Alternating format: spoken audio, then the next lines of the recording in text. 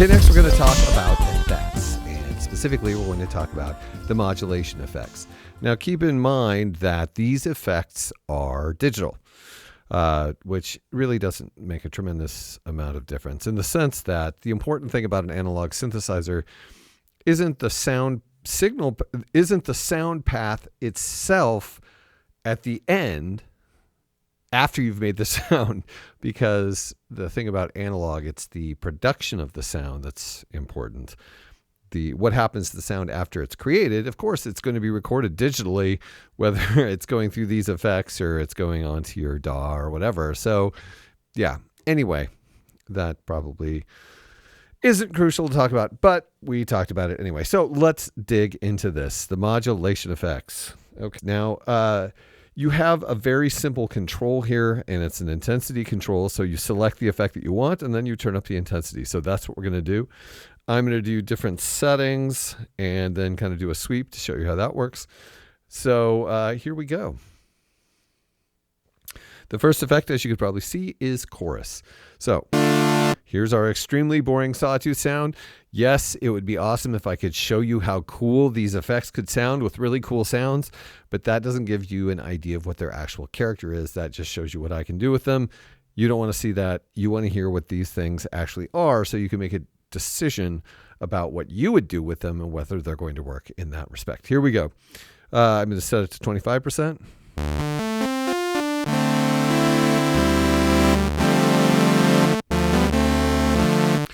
50%.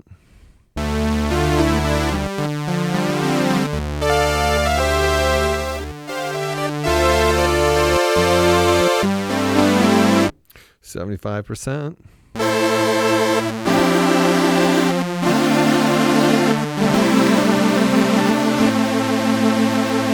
And 100%.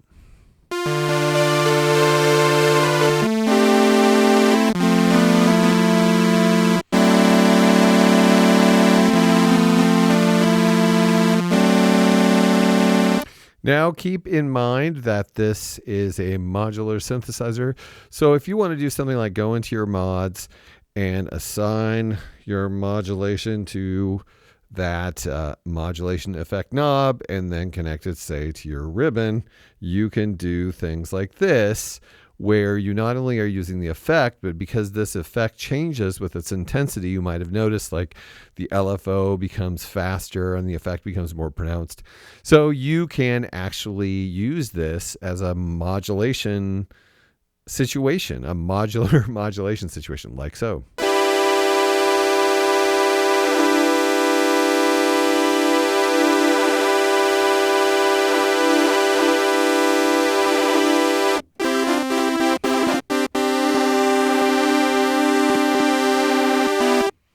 So that is really cool.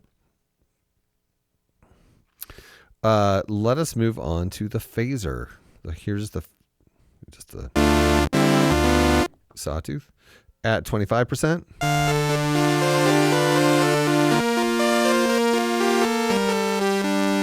50%.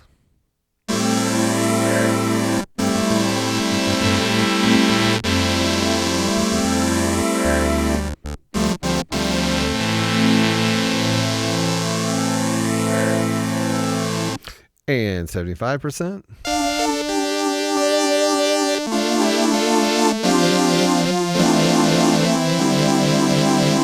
100%.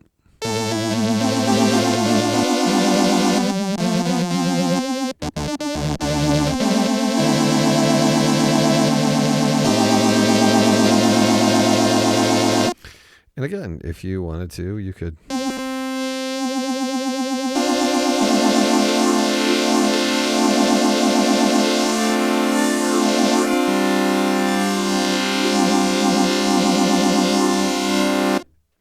pretty cool. Now, what we're going to do is we're going to move on to Alt. And Alt opens up a whole window of other effects, which you can also get by holding settings and clicking on modulation effect type. Anyway, but pressing the button 3 times will get you there. The first effect there is a flanger. Here we go.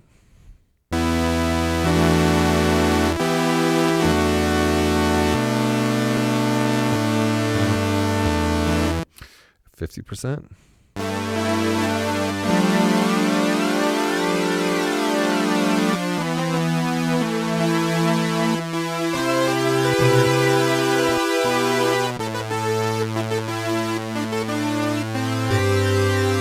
$75%.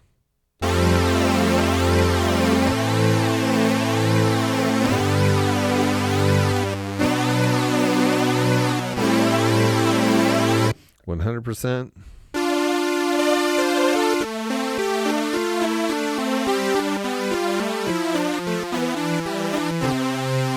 And no, as far as I know, you do not have control over like the LFO speed. That is just, I mean, in the instances where intensity increases it, you certainly do, because then you can modulate that with one of the many modulation options. But on some of the things, like we can't control how that LFO on that flanger works. Next, let's hear some sweepy stuff.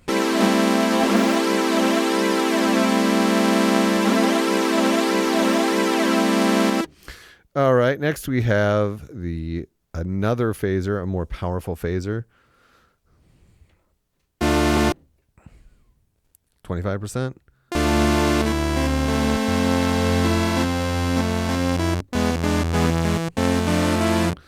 And 50%.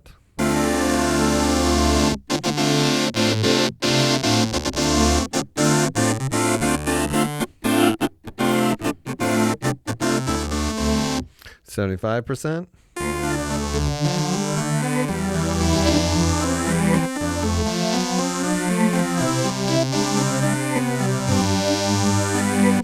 $100%.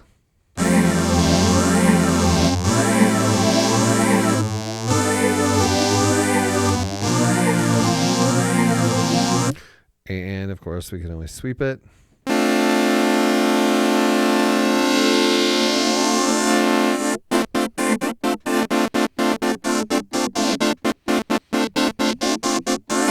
Just imagine how you could voltage control that intensity knob with anything, sample and hold, the morph. I mean, things can get really, really cool.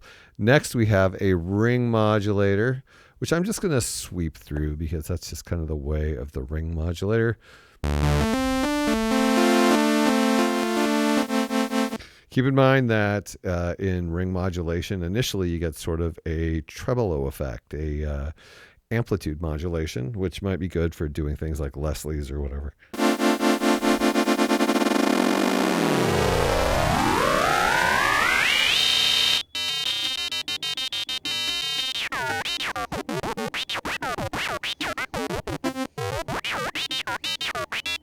Everything I'm doing right now with my fingers, turning that knob, you could do with motion record.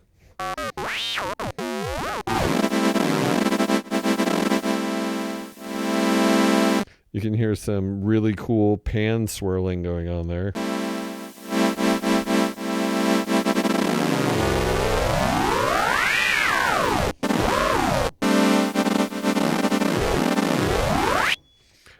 That's really cool.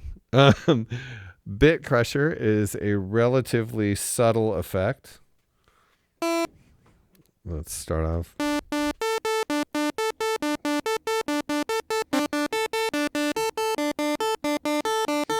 When you get up near the top, you can hear the difference in the timbre pretty well.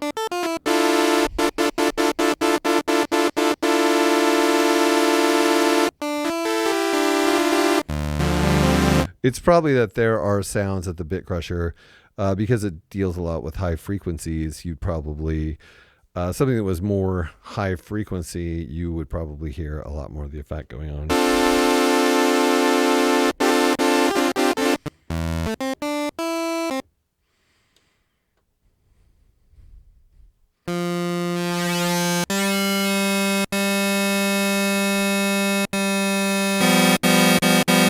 Or not. All right.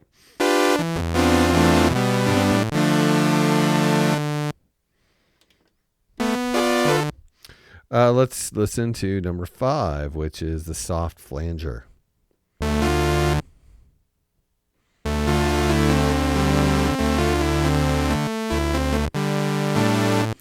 $50%.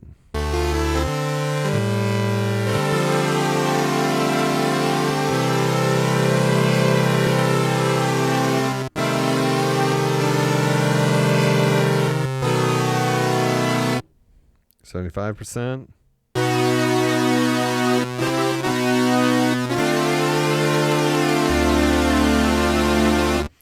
And 100%.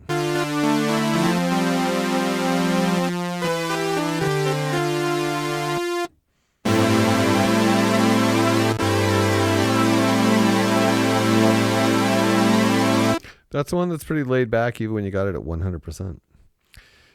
Phase Flanger, less laid back at 100%. Okay.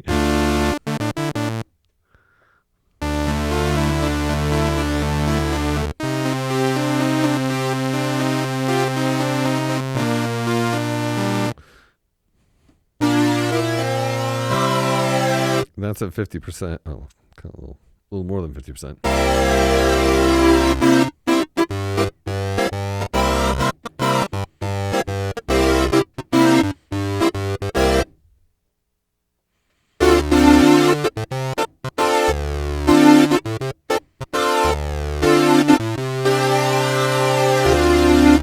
And 100%.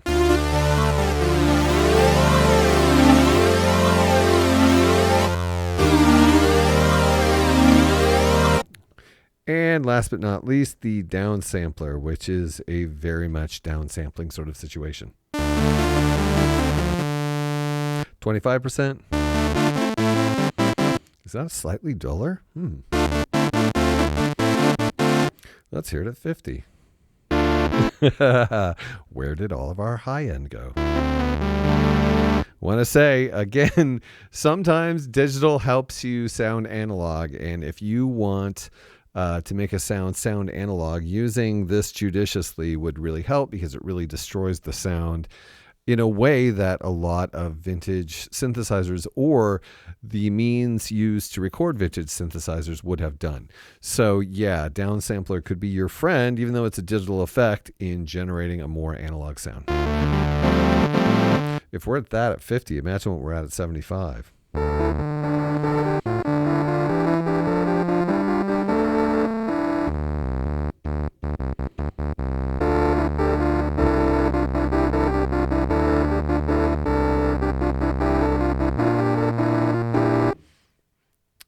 Let's hear it at 100. Whoa.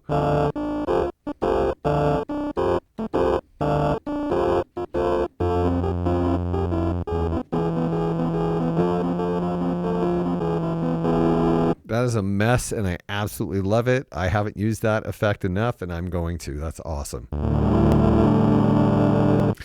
Anyway, those are, well, let's actually hear this whole decay happen in real time. Are you ready?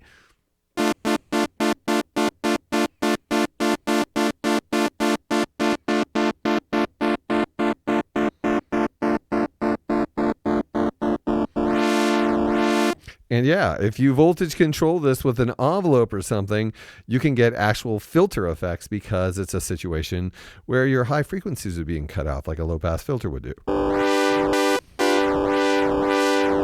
So yeah, think about how you can use these effects as synthesizer related things more than just I'm putting an effect on the sound, because that's the benefit of having the ability to voltage control various knobs. Anyway, those are the modulation effects on the Arturia PolyBrute.